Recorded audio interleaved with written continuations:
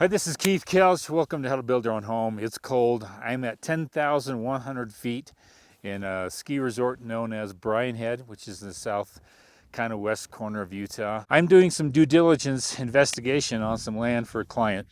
He's very interested in a parcel here, which is just south of me here, about 150 feet. There's another parcel here, but his parcel that he wants to build on is just to the south of that. So I wanted to come up to kind of look at what it's like in the wintertime. Of course, you've got maybe a 5 to 6 month build window in this neck of the woods. It's one of the highest elevated areas to build in the continental United States. Not many subdivisions you'll find or places to build that are this high. Usually you'll find them at 6,000 to 7,000 feet. I know to the north, Park City is down quite a bit lower than this. This is the highest ski resort in my state, which is the state of Utah. And so I wanted to go through what I'm going through, what I'm finding out about this parcel. Luckily, I already got the Geotech report on this, and it mentioned piers. Well, I know that this is kind of a grassy meadow, and it also is somewhat wet and boggy, especially down in the lower parts over here. So it said piers, but it also said spread footing. So that means that I could ameliorate the soil, build up the pad, and put a spread footing. What that basically means is not a 12-inch footing, but probably an 18 or even a 24, 28-inch footing. So you got more support, more stability for the home construction. So the Geotech, I'm falling in the snow here. So the Geotech didn't really scare me at all. A couple of things I did notice, we contacted the local city, which happens to be Bryan Head Township here, which is just down the hill here. And you'll find that when you start doing due diligence, you've got to track down stuff, all right? You got to track down power company. You got to track down the water company. Who is the water company? If it's in a city, then more than likely it's the city, that's a hard word to say, municipality of the city that will maintain the water. So here it's the same thing. We do have water. However, we can't really get a permit or move forward with anything until there's a road cut in. So right behind me, probably about 125 feet that way, we've got to cut in a road and go south that way.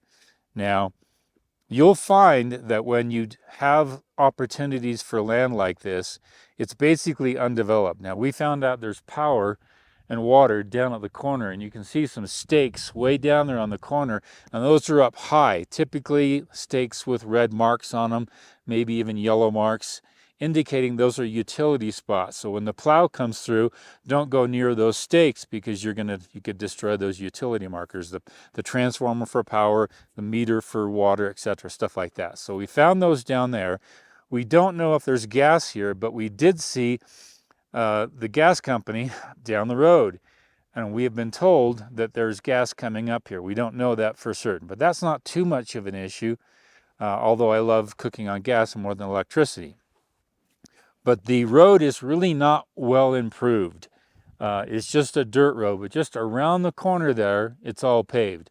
But up to here, it's a dirt road. Now, in the summertime, that doesn't scare me, but in the wintertime, of course, you got some mud to deal with. And if you've got four-wheel drive, you should be able to get in here. So I'm weighing the costs on improving the road. Now, if I'm the lot building for a client that way, past this lot, and there's several other lots there, and I'm adding that improvement to that lot, guess who's benefiting? The other parcel owners are benefiting from that. So this is something you want to think about. If you're going to come, and I've done this a couple of times in my life. I come in and there could be a dilapidated home in a dilapidated neighborhood, and I do a major renovation to a home. I'm lifting the value of everything else in the community, and you start seeing other people do that. Well, if I'm lifting the value of the parcels here, do I want to get some help? Well, of course I want to get some help, but if I'm not going to get some help, can I buy those parcels? This is kind of what my client's thinking of. Is there a way to acquire the other parcels so that if I do the improvements, guess what? I can sell those other parcels as improved parcels because I brought power and water to them. I did the road, I did the accessibility, the easements to those parcels. If I do that now, I can liquidate or sell those parcels as improved because now people can buy them. Most people won't buy unimproved parcels because they don't know how to do that. It's something that scares them. And if they hire someone else to do it, that's even scarier. But I've got all the heavy equipment. If I'm going to come up here and do this for a client, hey, let's see if we can't acquire the other parcels, and you can sell those, and now they become improved. The difference between, this is very, very important, the difference between just raw land with no accessibility of utilities, the value of that raw land versus the value of that land after you bring utilities to it, it's marketably different, marketably, and you need to know that. And I've talked with a lot of students that are building in Dakotas, North and South Carolina, Georgia, you name it, and they're buying 15-acre parcels, 25-acre parcels, and they're having to bring in all these utilities to that parcel just for their home. Well, you're adding value in places you're not considering. And if that's the case, you need to weigh the facts on whether or not you should acquire, or as you're bringing that utility to that parcel, can you capitalize on that some way? Now, I built a home about 1.5 years ago in a mountainous area, and there's an easement that was needed, and if you look at my videos, you'll see that.